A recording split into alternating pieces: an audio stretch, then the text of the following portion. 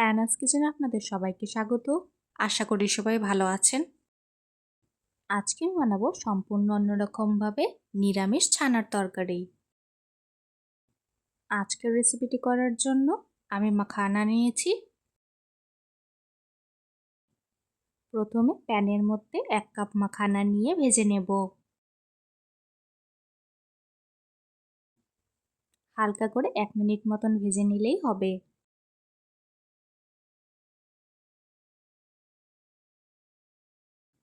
এরপর একটি বাটিতে 2 কাপ দুধ নিয়ে নেব।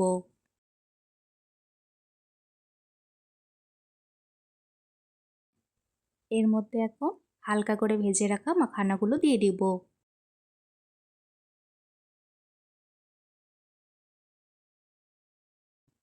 ভালো করে নাড়াচাড়া করে নিয়ে এভাবে ভিজিয়ে রাখবো 30 মিনিটের জন্য।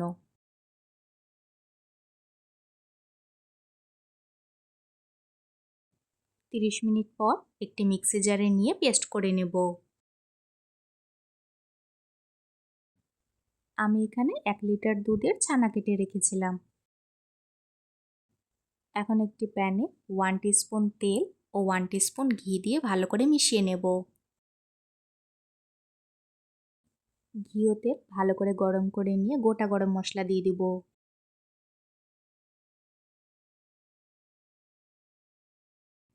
এরপর মিক্সিতে করা মাখানা পেস্টটা দিয়ে ভালো করে নাড়াচাড়া করে নেব।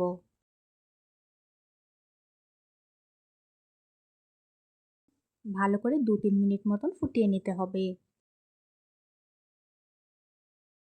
এরপর দিয়ে দিব 1/4 টিস্পুন করে লঙ্কা গুঁড়ো, হলুদ গুঁড়ো,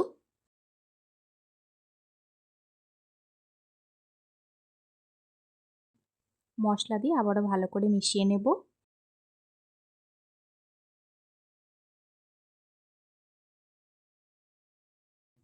কয়েকটি ভেজে রাখা মাখানা আমি তুলে রেখেছিলাম, সেটি এখন এর মধ্যে দিয়ে দিলাম।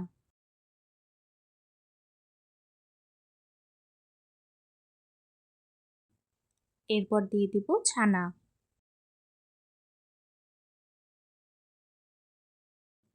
স্বাদ মতো নুন ও 1 টেবিল স্পুন চিনি দিয়ে আবারও ভালো করে সবকিছু মিশিয়ে নেব।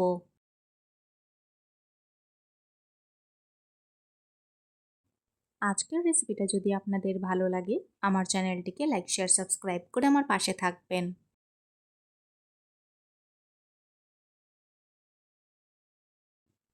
সবগুলো উপকরণ খুব ভালো মতো মিশিয়ে নিয়েছি।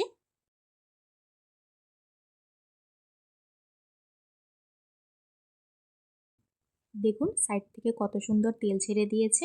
এই সময় দিয়ে দিব 1 কাপ দুধ।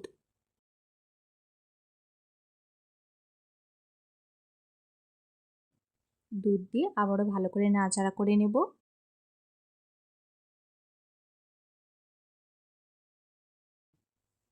দুধ দিয়ে ভালো করে 3-4 মিনিট মতন এভাবেই ফুটিয়ে নেব।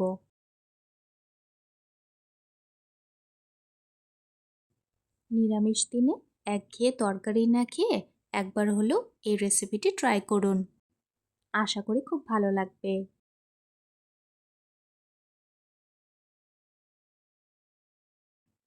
সাইড থেকে এভাবে তেল ছেড়ে এসেছে। এই সময় দিয়ে দিব 2টো কাঁচা লঙ্কা।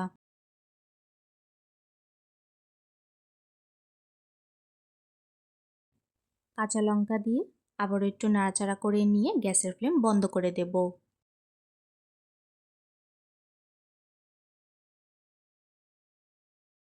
দেখুন এই ছানার তরকারি রেসিপিটি দেখতে কতটা লোভনীয় হয়েছে। এখন আমি একটি বাটিতে পরিবেশন করে নেব।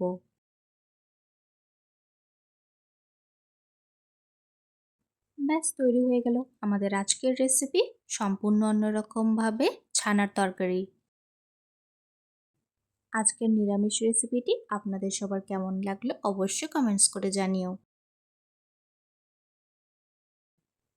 এই ছানার তরকারি রেসিপিটি ভাত, রুটি, পরোটা সব কিছুর সাথে কিন্তু খুব ভালো লাগে খেতে। এই ছানার তরকারি রেসিপিটি দেখতে যতটা সুন্দর হয়েছে আর খেতে কিন্তু অসাধারণ হয়। তাই দেরি না করে আমার রেসিপিটি ফলো করে ঝটপট বানিয়ে ফেলুন। আজকের ভিডিও দেখার জন্য আপনাদের সবাইকে অনেক ধন্যবাদ। সবাই খুব ভালো থাকবেন।